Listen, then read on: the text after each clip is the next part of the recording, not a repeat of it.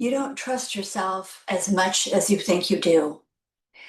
And it's not because something is wrong with you, it's because you trained yourself not to listen. I see this all the time with leaders, founders, high performers. They look confident on the outside, but internally they're second guessing themselves, they're judging themselves. And the issue isn't lack of skill, it's lack of self trust. Self trust doesn't disappear overnight, it erodes in small amounts. When you say yes, when you wanted to say no, when you ignore your intuition, when you minimize how you feel. And every time that happens, your brain learns, I'm not safe to listen to. I'm not trustworthy. And over time, that creates hesitation, overthinking, perfectionism, procrastination, self doubt. So, how do you rebuild self trust from the hundreds, probably, of times that we abandon ourselves on a monthly basis? It's not through a big breakthrough, but it's through small, consistent acts of integrity with yourself. It's keeping those little micro promises to yourself. So, first, some radical self honesty. It's when we tell ourselves the truth about ourselves to ourselves, about others to ourselves.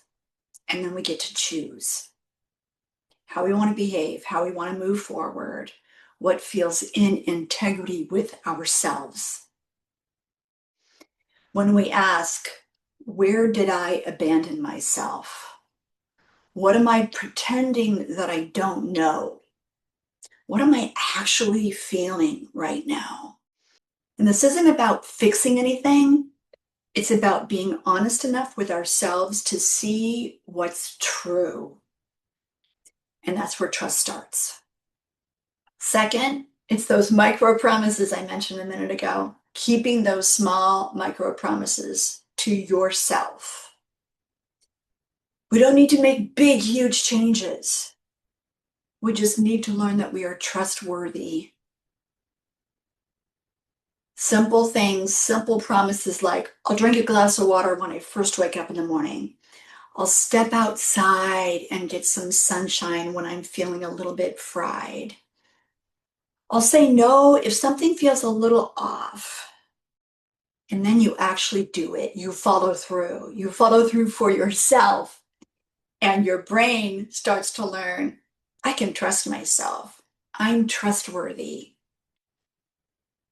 Next, third, we want to pause before we react. So when something activates you, triggers you, take a moment, even 10 seconds.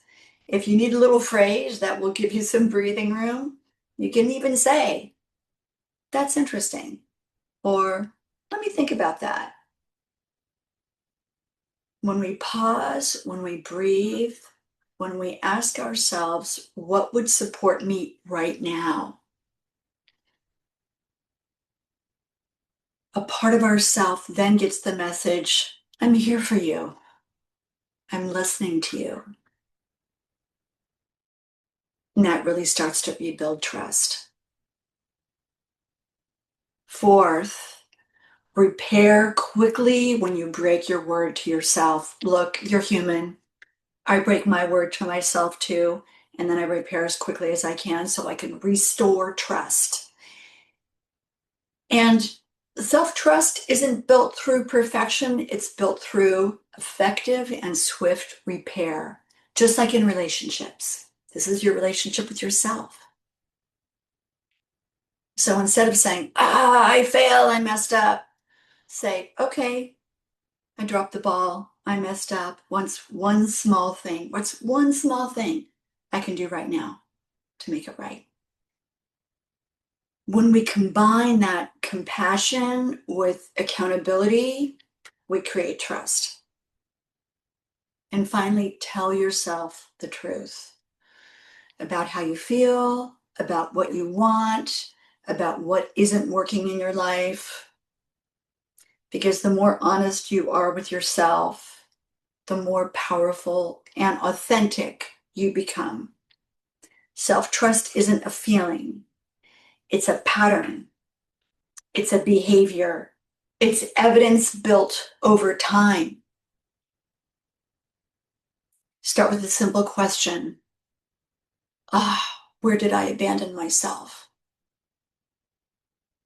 And just notice what comes up. If you can create a simple daily practice to just rebuild self-trust day by day using any of these techniques, and if you want more support, you can grab the guide below. If you're leading a team, self-trust ripples out to the team and creates that clear, confident decision-making. I'll see you in the next video.